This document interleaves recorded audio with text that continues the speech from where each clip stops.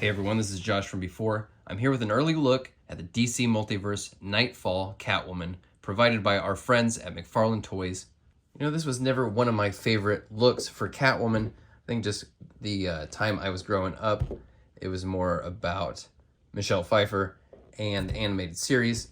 So I've never been too partial to this look, but now seeing it in 3 dimensions, I'm really digging it. And considering so many of these Batman adjacent characters tend to skew very dark with their color palettes, it's always nice to have a character come in with a big pop of color. So just getting her out of the box, the thing that really strikes me is the matte colored skin tight suit and the shiny sort of doll's kill rubber boots. It looks really sharp, and considering her outfit doesn't have a lot of details, it's more about this sleek skin tight look. It gives it a unique visual gimmick to make it a little more unique and interesting. So at first she seemed a bit stiff, and then I actually got her moving around a bit, and there's a lot of really fun movement here. Of course her hair kind of gets in the way of looking all the way up, but that's not nothing, and can even get some side to side movement in there. The way it's attached here, it's up at the base of the head, so there is actually some space underneath here, and it's got some decent give about it.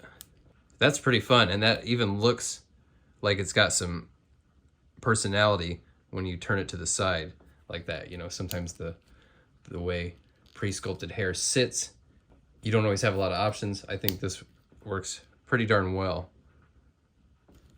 The arms get up to about here. They don't have a ton of the sort of butterfly cavity movement, but the bicep cuts are completely hidden by where her gloves hit up there.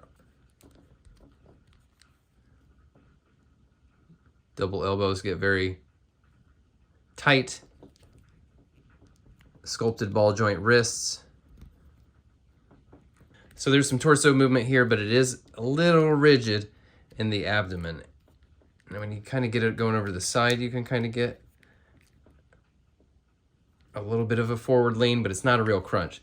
So one thing I will try when a figure doesn't have that kind of like forward crunch that you want, turn it all the way around at the waist, and then turn it all the way around up there. And now you've got a little bit of movement. Does it match up perfectly? Not exactly, but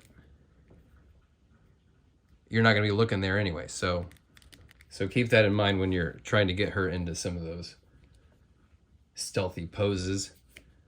I mean, she looks great. She's stacked, obviously, in the front and the back. The waist here is kind of awkward, the way this pelvis piece sits. But it's got a lot of give in either direction, so I should be able to get her into some crouching poses. So I'll tell you one thing that does tend to drive me a little bit nuts.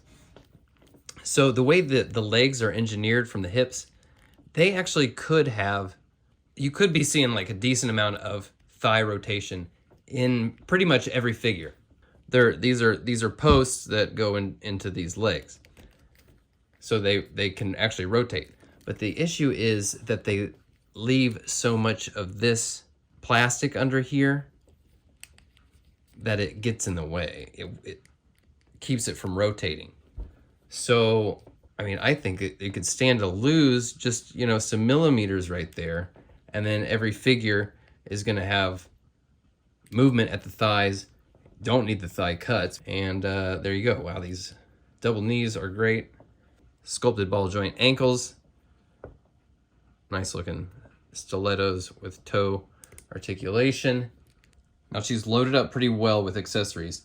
2 extra hands, these outstretched gesture hands. Let's swap one of these out.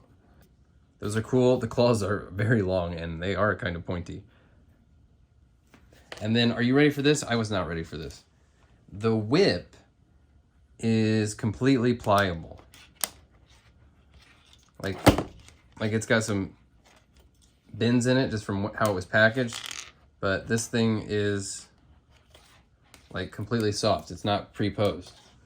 This is kind of blowing my mind. We have never gotten one of these. It's got awesome detail down to the very end. And it's totally soft, so you can do whatever you want with this. This is actually kind of blowing my mind. I'm not gonna lie. Yeah, I mean, just this right here, this whip alone rocks so hard. I think it's gonna take some heat to get some of those bends out, but I mean, yeah, you can do whatever you want with this. This is amazing. I mean, maybe this pose needs some editing, but like, see what I'm saying? Nice whip. Here she is next to a few Batmen, and you can see the scale works out pretty well. Even next to Rebirth, who's a bit shorter than the rest.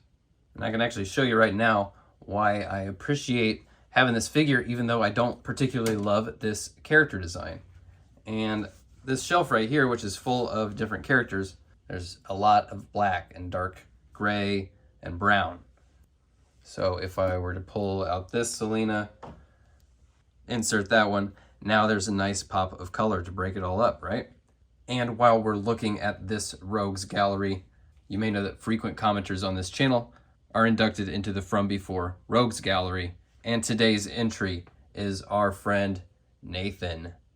Simply Nathan. You know who you are, buddy. It's great to have a good friend on the other side of the planet. Been a very loyal friend of the channel, and we greatly appreciate you here. Let's hear it for Nathan, folks. That is all I've got for Knightfall Catwoman. Thanks again to McFarlane Toys for providing this early look at this new DC Multiverse wave. Stay tuned for more reviews coming very soon, and I will see you all next time. Thanks for watching.